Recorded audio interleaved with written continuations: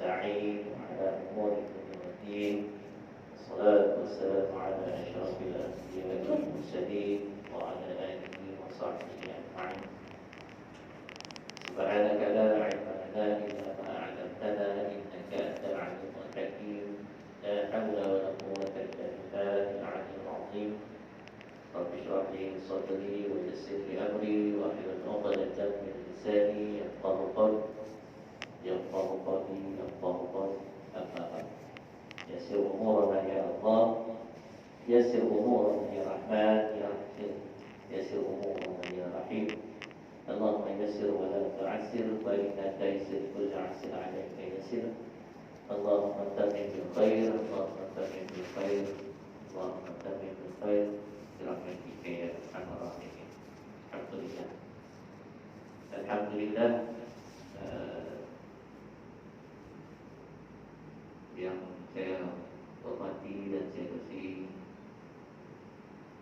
Ketua Kampung, yang juga saya hormati dan saya kasihi Kata Haji Saleh, seterusnya barisan pimpinan jawatan kuasa Kampung Ranca-Ranca, jawatan kuasa Masjid Kampung Ranca-Ranca. Alhamdulillah, alhamdulillah, summa alhamdulillah. Syukur kepada Allah Subhanahu wa taala pertama dan selamanya. Mari kita sama-sama merapatkan sedikit-sedikit puji dan syukur kepada Allah Subhanahu wa taala. Dengan limpah kurnia dan izin Allah Subhanahu wa taala, takdir Allah Subhanahu wa taala, kita dipertemukan pada malam yang penuh berbahagia ini, malam yang penuh barakah, di bulan yang penuh keberkahan, bulan Rabiul Awal. Malam ini adalah malam yang dicatat di dalam sejarah sebagai malam kelahiran Nabi, Maulid Nabi sallallahu alaihi wasallam. Alhamdulillah, tuan-tuan yang dirahmati Allah, dalam suasana yang berlainan sedikit. Biasanya saya yang menjadi pengacaranya, kali ini tak ada pula MC-nya, terus saja kami jemput jalan. Biasa saya duduk situ ceramah di sini. Di malam ni mungkin saya dipilih lah, dengan berkat takdir Allah Subhanahu wa taala, saya dipilih untuk memberikan sedikit perkongsian, sempurna dengan Maulid Rasul sallallahu alaihi wasallam. Alhamdulillah, tuan-tuan yang dirahmati Allah, kalau nak cerita bab Maulid Rasul ni, kata guru saya, memang tidak cukup kan. Beberapa minit saja, kadang-kadang memakan masa juga sehari dua hari baru selesai. Ada setengah-setengah tempat sepanjang bulan Rabiul Awal itu cerita ceramah tentang Rasul saja. Ada juga setengah tempat sepanjang bulan Rabiul Awal itu bersalawat saja, panjang, ya.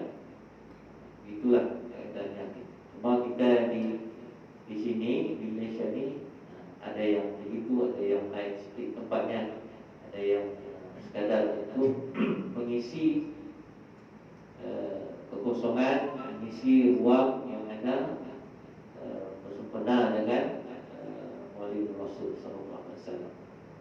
Biasanya kalau malam-malam begini ini raktai kita ni, raktai kita berbaris berharap.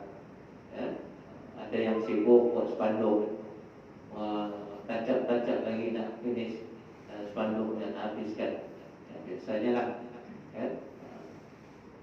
biasanya besok pagi jam 6 kumpul rencana di Padang. Kami pun kumpul juga ke sana. Tempat yang selalu kumpul di bawah tangki tu, selalu pukul 6 pagi.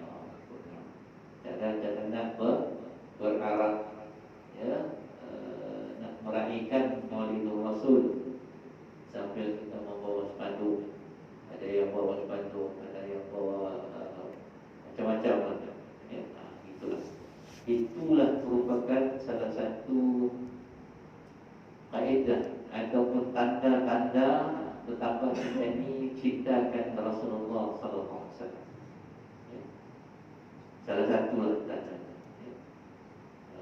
malam kita buat kuliah, malamnya kita buat kuliah, malamnya sibuk dengan urusan spanduk, urusan beratur, berarat dan sebagainya.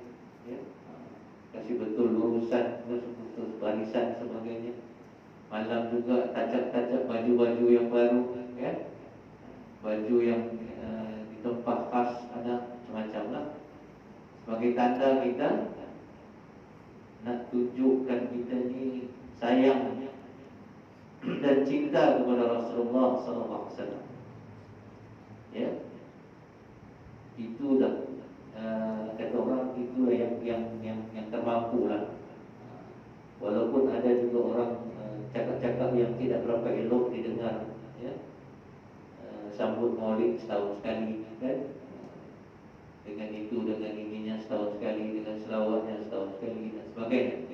Jadi, tapi itulah antara yang kemampuan yang kita boleh buat.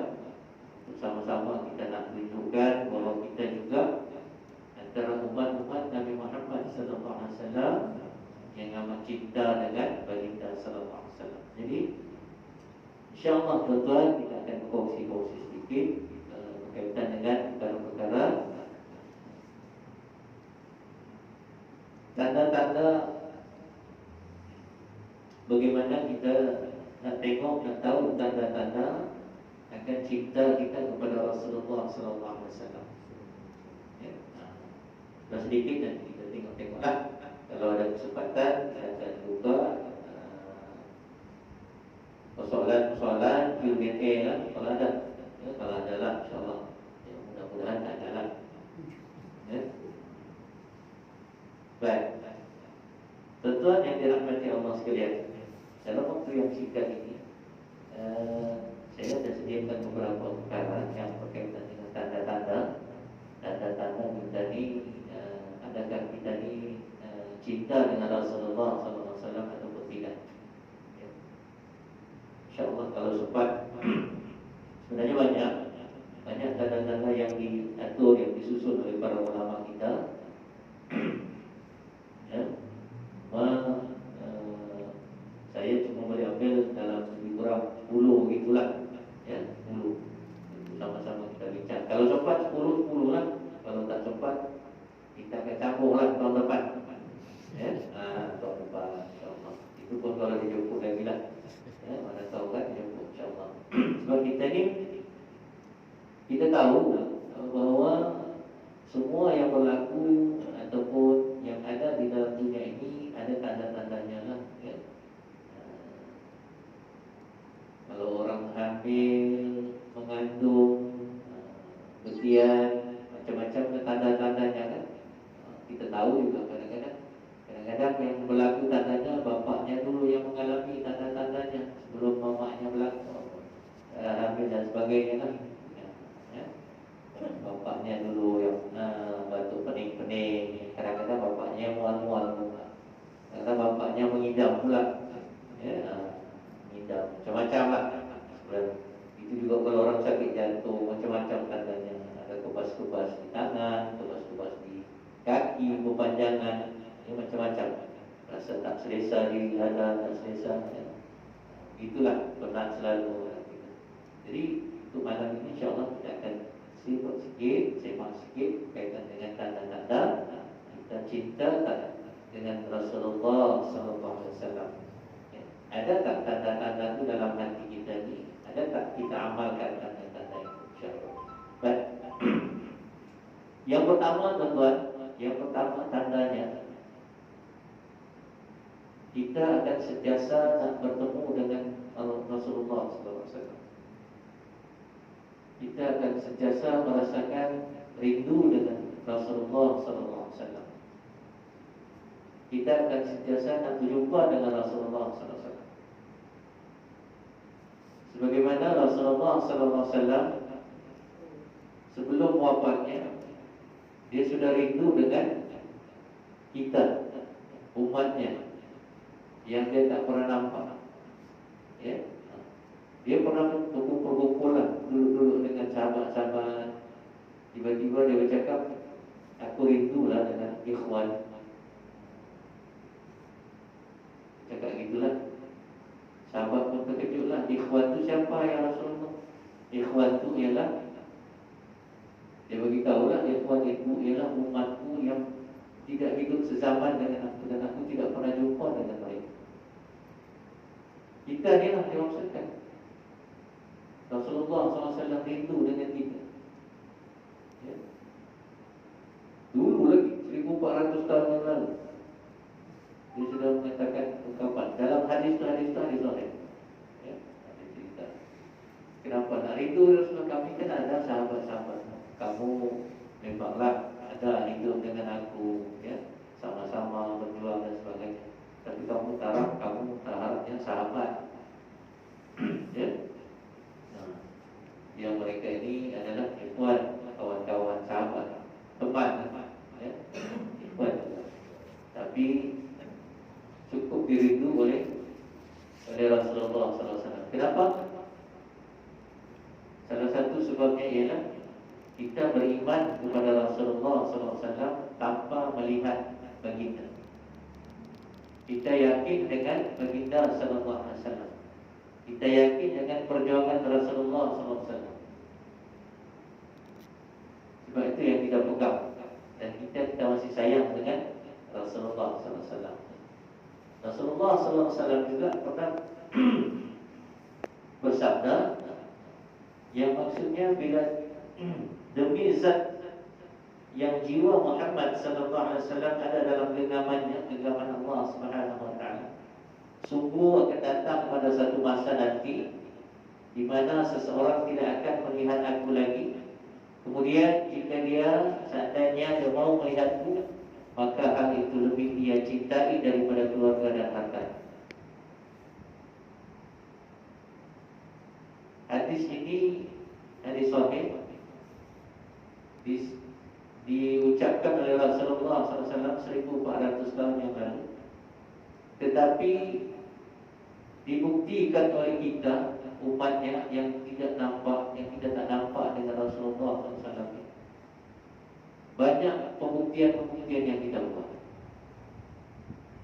Salah satu contoh yang utama bila mana kita ada usaha, ada daya dan upaya nak mengumpul harta sebanyaknya untuk pergi umrah dan haji.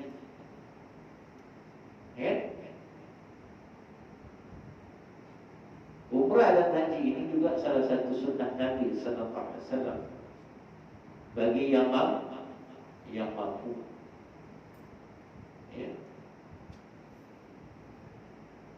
Itu juga salah satu tanda bagaimana kita ini cukup sayang dengan Rasulullah SAW.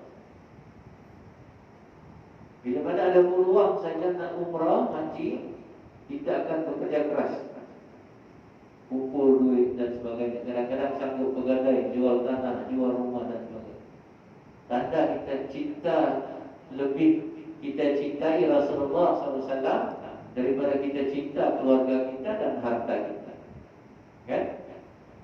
Kadang-kadang kita sanggup tinggalkan keluarga kita berbulan-bulan.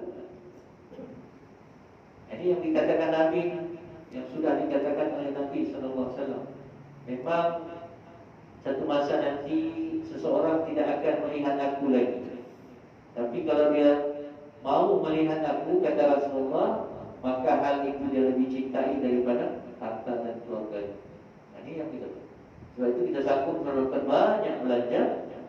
Bagaimana kita sanggup menyatakan rasa cinta kita kepada Rasulullah SAW.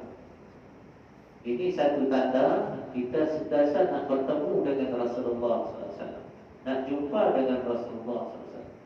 Bahkan kita akan tanam sifat ini, kita akan jumpa nanti Rasulullah SAW di alam abadi nanti. Ya kan? Kita akan jumpa, kita akan berusaha, kita akan berangan-angan, bercita-cita untuk jumpa Nabi SAW. Sepanjang saya terlibat dengan kursus-kursus ni ataupun ceramah-ceramah ni, banyak juga yang saya tanya, kalau dapat masuk syurga nanti, kamu nak apa? Banyak orang cakap, pertamanya memang nak jumpa Allah Subhanahu Wa Taala, satu nikmat yang satu. Tapi satu lagi ialah nak jumpa Nabi SAW.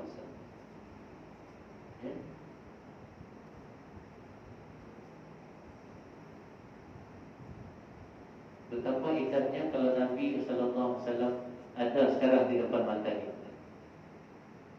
Bayangkanlah tuan-tuan, apa yang kita buat kalau Nabi ada di dunia.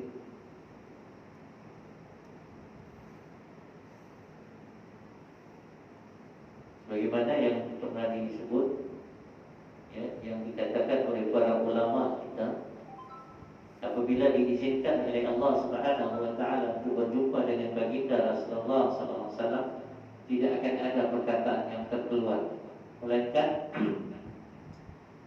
apa yang keluar ialah bilangan air mata saja. Tak boleh nak cakap apa, tak boleh nak bercakap.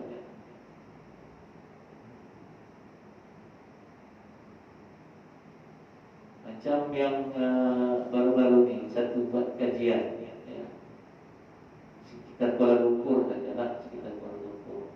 Ditanya siapa nama Nabi Muhammad, dapat jawab. Ada yang dapat jawab Muhammad, dapat jawab. Ditanya siapa nama bapa Muhammad, banyaknya tak dapat jawab. Masya Allah, siap. Ya. Ada segelintir yang dapat jawab lah, Abdullah. Ditanya siapa nama datuk Nabi, dapat juga dijawab. Bila mana ditanya, kalaulah Rasulullah SAW itu ada di depan mata, apa yang kau nak buat? Tak boleh nak cakap apa-apa. Kebanyakan kajian itu tak boleh nak cakap apa. Melainkan itu pun dah sudah turun air mata, jatuh air mata. Baru cakap macam tu kan, sudah perasaan itu sudah nak memang hebatlah. Memang kita nak jumpa Rasulullah SAW. Itulah salah satu tanda juga bagaimana kita ni berusaha untuk nak mencapai satu darjat cinta kita kepada Nabi sallallahu alaihi wasallam. Jadi kita akan berusaha bersungguh-sungguh, berusaha untuk mencari satu kekuatan dari segi harta, dari segi kesihatan, dari segi mental, dari segi emosi, meninggalkan keluarga dan sebagainya. Semua ada kekuatan di situ untuk nak jumpa Rasulullah SAW. Baik, itu yang pertama. Tanda yang pertama, kita ingin berjumpa dan ingin bertemu dengan Rasulullah SAW, walaupun dalam mimpi. Nabi pesan, kalau jumpa aku dalam mimpi, bahawa itulah aku. Betul. Ya. Tapi hati-hatilah, syaitan tu pandai menyamar juga, beritahu aku inilah Muhammad. Kadang-kadang begitu. Ya, pandai. Macam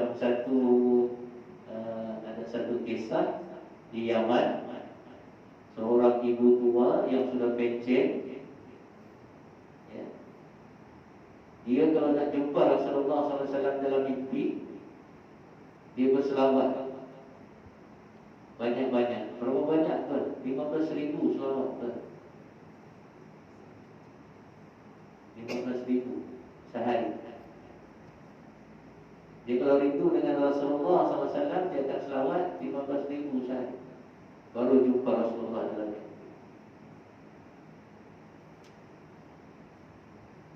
Itu pengalaman dia lah.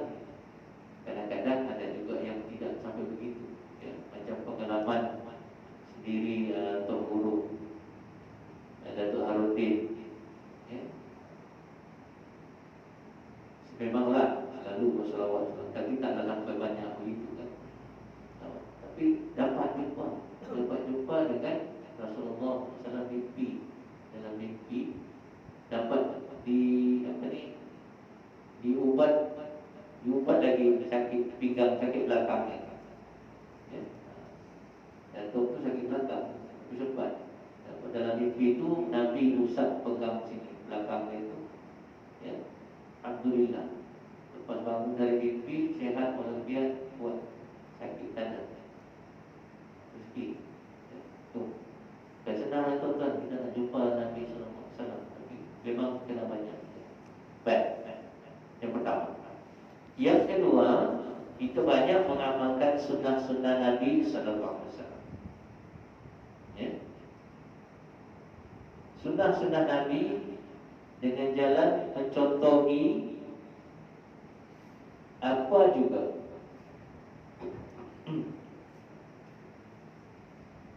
juga yang dibuat oleh Rasulullah SAW. Sunnah. Sunnah ni maknanya tuan-tuan,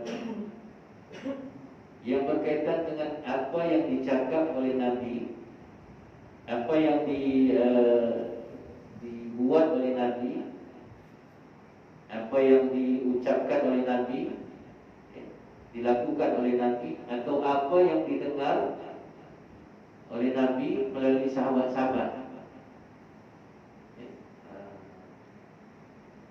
Itu adalah antara sunnah Nabi. Termasuk dalam hadis Nabi lah, hadis itu maknanya perkataan Nabi, perbuatan Nabi, tingkah laku Nabi, dan takrir Nabi. Takrir itu maknanya Nabi tak cakap apa-apa, tapi sahabat-sahabat buat, Nabi benarkan, ya, Nabi sokong. Banyak itu termasuk dalam hadis, dan termasuk itulah itu yang dipanggil sunnah. Maknanya kegiatan-kegiatan Nabi lah, aktiviti-aktiviti Nabi seharian, apa yang Nabi buat. Dan sunnah-sunnah Nabi ini ulama-ulama kita kategorikan banyak kategorinya. Ya, salah satunya ialah yang wajib, ada yang wajib, ada yang haram, ada yang makruh, ada yang sunat hukumnya, ada yang hukumnya sunat. Maknanya kalau kita buat dapat pahala lah, itu sunat. Ya, kalau kita tak buat, tak adalah, rugilah. Rugilah kata Ustaz Badri Syah. Perkara-perkara sunat ni, katanya poligami itu sunat saja, hukumnya sunat, bukan wajib. Kalau sunat ni maknanya kalau dibuat dapat pahala, kalau tak dibuat rugi. Ya, begitulah. Itu kan kaitannya.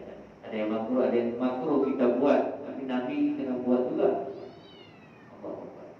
Bunyi macam tu.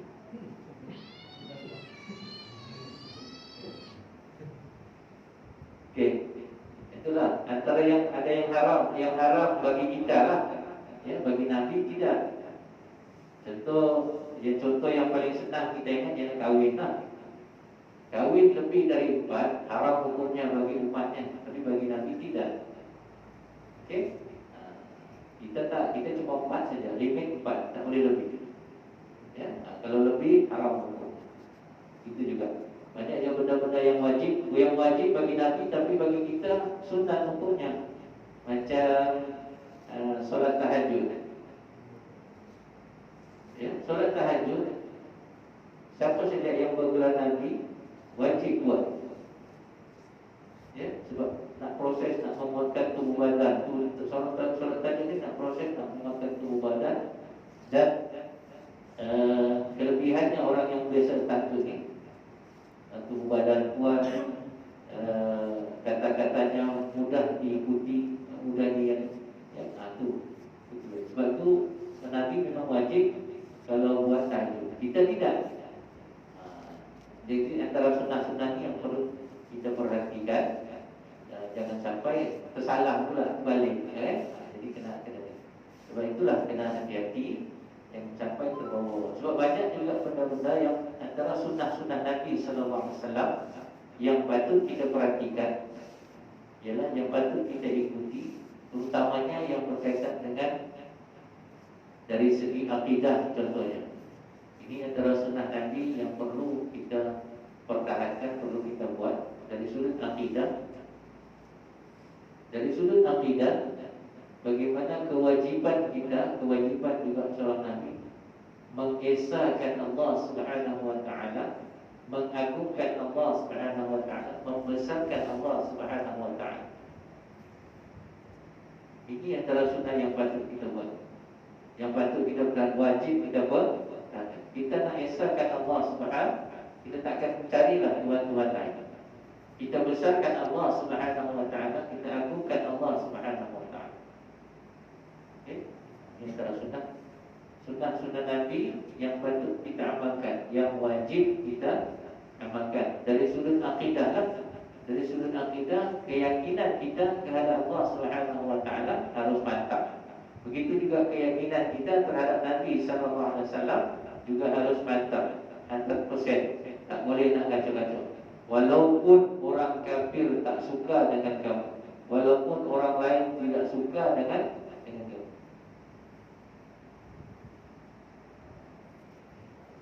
Berarti kita nak amalkan, memang bukan senang juga nak amalkan sunnah-sunnah Nabi ini.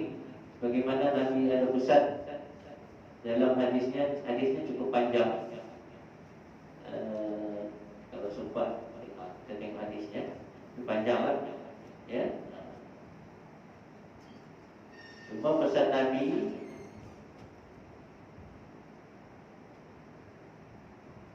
hendaklah kalian berpegang dengan sunnahku dan sunnah para khulafa ar-rasyidin yang mendapat petunjuk. Gigitlah sunnah itu dengan gigi geraham, dan jangan sampai kalian mengikuti perkara-perkara bid'ah yang dibuat-buat, kerana sesungguhnya semua bid'ah itu adalah sesat. Nabi mana suruh genggam pegang. Kalau boleh gigit dengan gigi geraham di dalam. Gigit itu sunnah. Sunnah Nabi. Jangan dilepas. Jangan terpengaruh dengan perkara-perkara bid'ah. Kita kena tahu antara bid'ah dengan sunnah. Sebab tu kena banyak mengaji, banyak hadir kuliah-kuliah ilmu. Boleh cakap, boleh tanya dengan ustaz, mana yang bid'ah, mana yang tidak, mana yang sesat, mana yang baik, mana yang itu kita tahu. Jadi apa juga amalan yang kita buat itu dapat panduan daripada hidayah daripada Allah, dan pastinya dapat ganjaran dari Allah Subhanahu wa taala. Ya kan? Sejauhlah, contoh saja solat kita macam mana. Solat kita ikut sunnah Nabi kan tidak? Dengan angkat takbirnya, dengan rukun qauli, rukun fi'linya, rukun qalbinya. Tengok tak? Rukun qalbinya buat tak kita dalam hati? Ya? Rukun qaulinya buat ke tidak?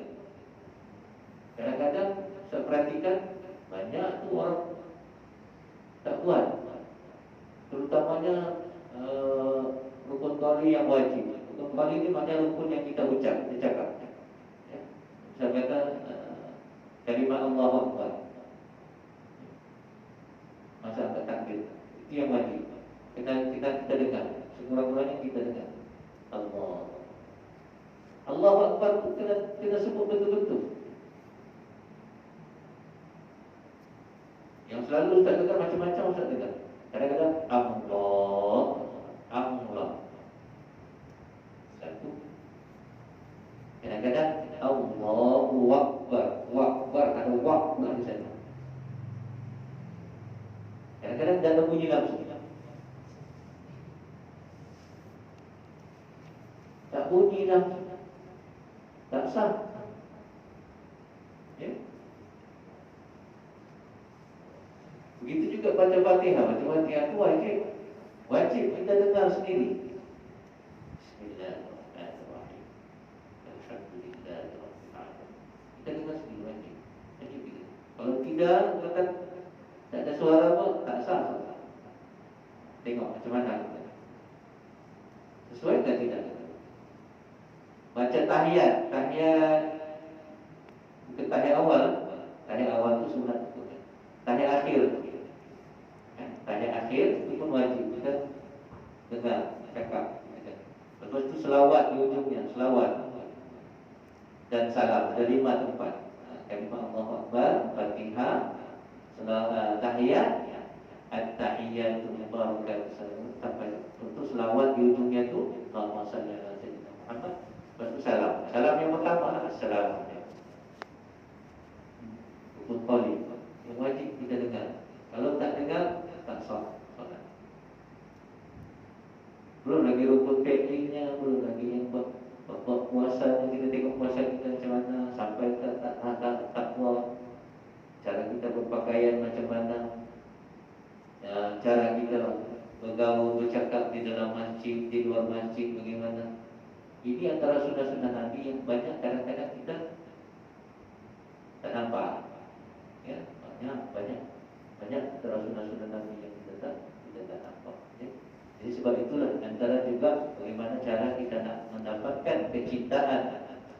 Nabi sallallahu alaihi wasallam, kita kena pertahankan sunnah Nabi sallallahu alaihi wasallam. Sunnah yang daripada yang tahapnya wajib sampailah ke yang tahapnya sunat muakkad. Yang makruh pun kalau boleh kita jangan buatlah. Itu pun antara sunnah-sunnah Nabi tidak perlu. Ya. Contoh makruh, Nabi larang pakai selipar.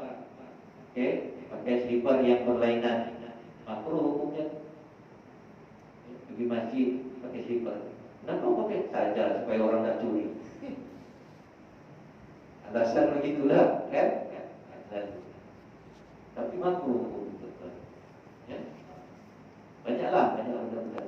Misal kata kita di rumah contohlah, kita biarkan saja pinggan mangkuk tidak dicuci sampai pagi. Ya. Nabi larang. Sebab boleh kata Nabi, kalau kita jadi amalkan itu boleh membawa kepada kefakiran, kebapaan. Sebab itu Nabi larang, makruhlah. Memanglah tidak haram, tapi banyak. Ya. Pakai baju, kadang-kadang baju terbalik. Kadang-kadang apa pun pakaian lah terbalik. Yang nampak lah, yang tak nampak tu lain cerita lah, kan? Ya, itulah antara juga kita nak zahirkan lah, kita amalkan lah sunnah-sunnah Nabi sallallahu alaihi wasallam. Bahkan kalau boleh kita amalkan sunnah Nabi ini, kita jauhkan apa juga, kita laksanakan apa juga perintahnya dan menjauhi juga apa larangannya. Ya, kita juga berusaha untuk membuatkan sesuatu itu mendahului daripada hawa nafsu dan kelazatan. Kita tinggalkanlah berkaitan dengan yang hawa nafsu, dan dengan sunnah Nabi antara hal kita tinggalkanlah yang membawa kepada hawa nafsu dan sebagainya. Ya. Bahkan sampai ada di kalangan sahabat-sahabat, ya,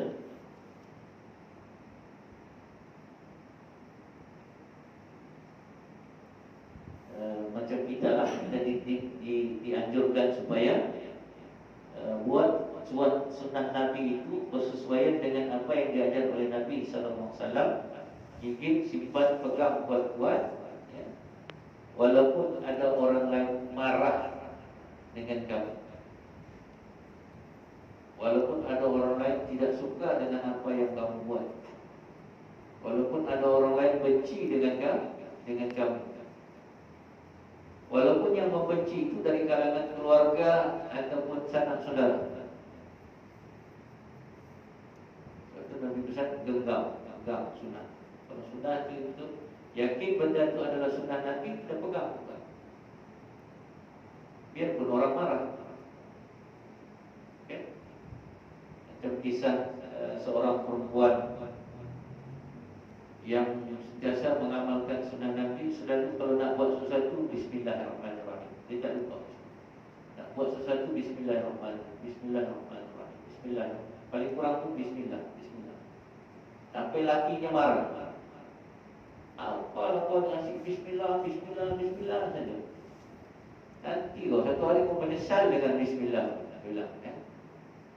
Tapi dia tidak hirau bismillahirrahmanirrahim.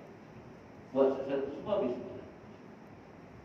Sampai perintah dengan isteri, dengan suaminya pun bismillah semua. Sampai satu hari lakinya nak bagi dia menyesal. Ya. Dia bagi duit RM1,000, dia suruh bini dia simpan. Dalam laci, tapi dia pergi hintai lah, dia tengok di mana dia simpan. Dengan kalimah bismillah, simpan. Buka laci, simpan. Bismillah. Okay. Tapi lakinya tahu, nampak. Esoknya dia pergi ambil lah, apa pengetahuan isteri. Dia pergi simpan tempat lain. Isteri tak tahu. Jadi satu hari dia panggil, dia nak tes isterinya. Dia panggil saya, mana duit yang semalam yang aku bagi itu, minta. Dia fikirlah tanpa ragu-ragu, tanpa dengan penuh keyakinan. Bismillahirrahmanirrahim. Satu itu ada di basah-basah lagi. Rupanya dua itu disembunyi oleh suaminya di dalam satu tong basah lah kan. Basah-basah lagi itu. Itulah kalau nak betul-betul lah kita nak amalkan sunnah Nabi sallallahu alaihi wasallam. Ya, walaupun sekecil apapun, kalau betul yakin itu sunnah Nabi, amal. Enggak buat. Ya, biarpun orang lain marah, biarpun orang lain tidak suka, benci sekali mana sekali benci pun, ya, walaupun kadang-kadang. Sebab itulah dalam surah Ali Imran Allah telah mencatatkan bahawa bila mana qul in kuntum tuhibbunallaha fattabi'uni yuhibbukumullah wa yaghfir lakum dzunubakum wallahu ghafurur rahim. Jika kamu benar-benar mencintai Allah, ikutilah aku, kata Nabi sallallahu alaihi wasallam. Nescaya Allah akan mengasihi dan mengampuni dosa-dosamu, dan Allah Maha Pengampun lagi Maha Penyayang. Ini tanda bagaimana kita nak sayang dengan cinta dengan Rasulullah sallallahu alaihi wasallam. Itu tanda apa ya? Tanda masa waktu kan? Ya. Baik, tak sempat sampai. Kita amalkan sunnah Nabi sallallahu alaihi wasallam. Baik. Yang terakhirlah insya-Allah tuan-tuan ya, sebelum kita dah tutup. Antara sunnah Nabi sallallahu alaihi wasallam yang sering kali kita ucapkan ialah banyak-banyaklah bersolawat kepada Nabi sallallahu alaihi wasallam. Salawat ya. Kita dianjurkan tiap-tiap hari berselawat. Kalau hari Jumaat itu kena lebih banyak lagi ya. Banyak-banyaklah berselawat. Kelebihan berselawat ini tuan-tuan, bukan saja kita dapat murah rezeki di dunia, hati tenang, tapi di akhirat itu nanti lagi senang. Di alam barzakh dia jadi kawan dengan kita. Selawat, banyak-banyak selawat. Kata ulama, berapa banyak? Paling banyak 300 kali sehari. Itu banyak lah. Kalau kurang dari itu belum banyak lagi lah ya. 299 sampai belum banyak ya. 300 kata ulama ya. 300. Kalau nak lebih macam tadi mati kan banyak selawat. Tanda kita hari-hari berselawat, banyak berselawat. Kelebihannya nanti tuan-tuan di akhirat nanti dapat minum dari telaga yang kau tak. Kita dapat tengok Nabi sallallahu alaihi wasallam. Maknanya tu kalau kita dapat tengok Nabi, maknanya tu dekat nanti dengan Nabi sallallahu alaihi wasallam. Di padang mahsyar nanti luasnya macam mana tu? Cuba bayangkanlah tuan-tuan. Manusia yang dihimpun dari zaman Nabi Adam sampai hari kiamat, berapa banyaknya itu. Bukan setakat manusia lagi, binatang-binatang pun semua ada. Banyaknya itu, ya Allah.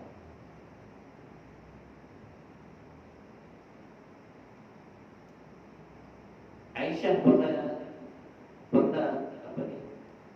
Jarum dia tu nak jahit, jatuh. Lampu pun kebetulan dan itu mati ya. Lampu berita.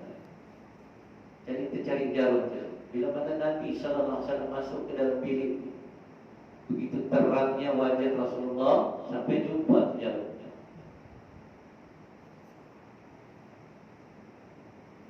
Aisyah cukup heran, ya Rasulullah, terangnya sungguh wajah kamu. Ada tak umat kamu yang tak nampak terang wajah kamu di akhirat nanti? Ada, kata Nabi SAW. Aisyah cakap, siapa? Mereka ialah yang mereka orang bakhil. Bukan hanya bakhil lah. Orang yang bakhil. Orang bakhil ni orang mana? Bila mana nama aku disebut, nama aku kata Nabi SAW, nama Muhammad disebut, dia tidak mau berselawat kepada. Nah, orang orang yang ini takkan nampak wajah Nabi sallallahu alaihi wasallam di akhirat. Sedangkan kelebihan selawat, banyak-banyak selawat kita boleh jumpa Nabi sallallahu alaihi wasallam di akhirat. Kelebihan selawat juga boleh memberatkan timbangan kita. Boleh membantu memberatkan timbangan antara yang baik dengan yang jahat. Ya. Ada satu kisah di sana. Kisah ini kisah sahih dari hadis hadis. Satu hamba Allah Subhanahu wa taala yang juga merupakan umat Muhammad sallallahu alaihi wasallam, ya. Nabi nak tolong dia ni, betul-betul nak tolong. Timbangan dia, kejahatan dia berat, ya, berbanding dengan kebaikan dia. Tapi Nabi nak tolong dia. Minta izin dengan Allah, saya nak tolong. Sebab saya yakin dia ni umat aku, kata Nabi. Tolong dia. Mana dia tolong? Dia pergi, dia ambil satu di dalam poket satu genggam, dia letak di tempat kebaikan itu kan, jadi berat. Kejahatan itu jadi berat. Orang itu pun dengan rasa senang hati dapat dengan timbangan yang berat kebaikan itu, dia dapat catatannya sebelah kanan. Bayangkanlah betapa happy-nya orang kan. Itu merupakan orang-orang yang paling beruntung bila dapat catatan sebelah kanan. Orang itu terkejut, kamu ni siapa?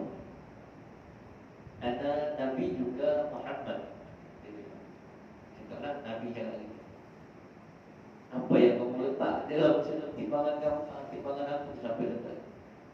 Habis dulu banyak kamu ada sempat pernah berselawat dengan aku. Sekali saja. Dia ambil dari poket, sekali saja. Itu dia letak. Sekali saja selawat sepanjang dia hidup orang. Itu kelebihan selawat. Sebab mana? Bila mana kita selawat, selawat itu akan dihantar kepada Nabi sallallahu alaihi wasallam. Maknanya Nabi nampak selawat dari siapa? Dia nampak. Dan dia dengan itu, dengan selawat itu Nabi kenal kita ni umat dia. Nabi kenal. Dan salah satu juga syarat kalau nak duduk dengan Rasulullah SAW, dekat dengan Rasulullah SAW di dalam syurga, ialah banyak-banyak berselawat. Banyak berselawat. Boleh nampak Nabi SAW, boleh tinggal dengan Nabi SAW sama-sama dengan kelebihan sah. Sebab itu tuan-tuan, jangan lupa kita selalu selawat.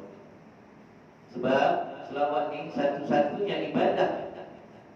Betul, ingat betul, satu-satunya ibadah yang dibuat oleh Allah, dibuat oleh malaikat dan dibuat oleh seluruh manusia, yaitu selawat. Dalilnya innallaha wa malaikatahu yusholluna 'alan nabi. Selalu kita buat kan dalam acara Jumaat. Satu-satunya ibadah yang Allah buat, malaikat pun. Sesungguhnya Allah dan malaikat berselawat ke atas Nabi sallallahu alaihi wasallam. Kita pun diperintahkanlah untuk berselawat. Ya. Sebab itu jangan sampai terlupa, tinggal selawat, atau bila mana disebut nama Muhammad sallallahu alaihi wasallam, kita sambut dengan selawat. Jangan sampai nanti Nabi cap kita sebagai bukan umatnya. Nabi tak kenal pun tak. Kalau kita tak ada selawat, ya, rugilah betul-betul. Kita di dunia ni kalau kita kampung tak kenal, rugi. Ya, tak. Rugi dikenal kan, tak dikenal imam pun rugi juga kita rasa. Ya. Ini dikenal oleh Nabi SAW. Ya. Jadi baiklah tuan-tuan, itulah antara tanda-tanda bagaimana kita nak cintakan kepada Nabi SAW. Amalkan segala jenis sunnahnya, banyakkan bersolawat selalu, dan sering-seringlah kita nak berusaha nak jumpa dengan Nabi SAW. sebenarnya pastikan sunnah-sunnahnya itu bertepatan dengan hadis Nabi sallallahu alaihi wasallam dan apa yang diajar oleh Nabi sallallahu alaihi wasallam. Kita peganglah sunnah, kita peganglah sunnah, insyaallah. Baik, tuan yang dirahmati Allah, ada sedikit masalah lagi lah, kalau boleh saya bagi pulang coba nak tanya. Kalau ada nak tanya lah, kalau tak ada nak tanya kita ada Ustaz, satu. Ada satu. Satu saja. Satu saja. Syukur alhamdulillah. Mana yang lebih tamat, lebih baiklah afdal apabila kita berselawat menggunakan perkataan Sayyidina ataupun tanpa Sayyidina? Oh, ini tanpa Sayyidina. Ada Sayyidina. Saya teringat apa ni? Ustaz Guru lah Datuk Arundin. Ya.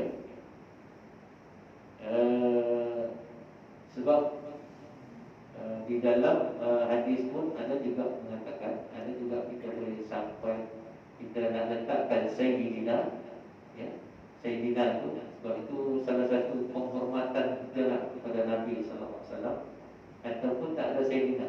Sebab antara selawat yang paling afdal ialah selawat Ibrahimiyah yang kita baca dalam tahiyat akhir. Itulah selawat yang paling afdal. Ada tak Sayyidina ni? Cuma kita kena kaitkan. Kalau kita nak tambah Sayyidina, kita tambah keberkatan kita, kita nak tambah pahala. Satu. Kalau tak ada Sayyidina, kuranglah sikit. Itu kita dari kita lah macam mana. Jadi kita pilih. So, jangan kaitkan dengan benda-benda yang lain. Kata orang ada macam-macam. Kalau ada letak Sayyidina ni, itu untuk perempuan, ini untuk laki-laki. Ada ini ajaran-ajaran yang sesat, yang terbaik. Jadi kita ambillah pendapat ulama-ulama yang berkabar, yang elok-elok. Kalau kita nak tambah Sayyidina pun elok, kalau tak nak tambah pun tak jadi masalah. Cuma dari kita saja lah. Kalau lebih, sebab itu kita nak penghormatan kepada Nabi sallallahu alaihi wasallam. Sebab ada juga di kalangan manusia ni, dia tak berapa suka dengan Sayyidina ni, ayat-ayat Sayyidina, perkataan Sayyidina ni. Ya, ada juga. Kalangan umat Islam sendiri tidak suka. Dulu ada kes bergaduh, hampir bergaduh, tapi bukan di sini lah, di Najib. Dia bergaduh. Sebab bab Sayyidina ada. Ya. Dia terdengar imam tu baca selawat. Selawatnya ada Sayyidina. Hampir bergaduh. Sampai dengarnya sampai kes polis. Sebab kita, kalau kita tak pandai, janganlah kita bergaduh benda-benda yang kecil dia punya kan. Kalau ada pun tak jadi masalah, tak ada pun jadi masalah. Cuma bergantung pada kita lah. Kalau kita nak ada lebih sedikit pahala, lebihlah kita buat. Kalau tidak, tidaklah. Yang penting selawat tu penting. Macam orang bergaduh pasal tarawih kan dulu. Dulu banyak kes kan bergaduh orang pasal tarawih. Yang 20 bergaduh dengan yang 8. Yang 8 pun tengok action dengan 20 bukan main. Dia kan bergaduh kan. Yang nak tarawih senyum-senyum kan. Contoh itu lah kan. Selawat Sayyidina dengan yang tak ada Sayyidina bergaduh. Yang tak selawat senyum-senyum. Bergaduh pasal selawat Sayyidina. Tengok tak selawat tak. Ya. Jangan jadi golongan yang ketiga lah. Allah a'lam bishawab. Mudah-mudahan kita akan bantu kita lah supaya kita ni sentiasa cinta dengan Rasulullah SAW. Mudah-mudahan kita juga dapat dikumpulkan bersama-sama dengan Nabi sallallahu alaihi wasallam di akhirat nanti pada masa nanti insyaallah. Amin ya rabbal alamin. A'udzubillahi minasyaitonir rajim. Bismillahirrahmanirrahim. Alhamdulillahirabbil alamin. Wassalatu wassalamu ala asyrofil anbiya'i wal mursalin wa ala alihi wa sahbihi ajma'in. Allahumma faqqihna fid-din wa'allimna at-ta'wil waj'alna min 'ibadika as-salihin. Rabbana shrah lana sadrana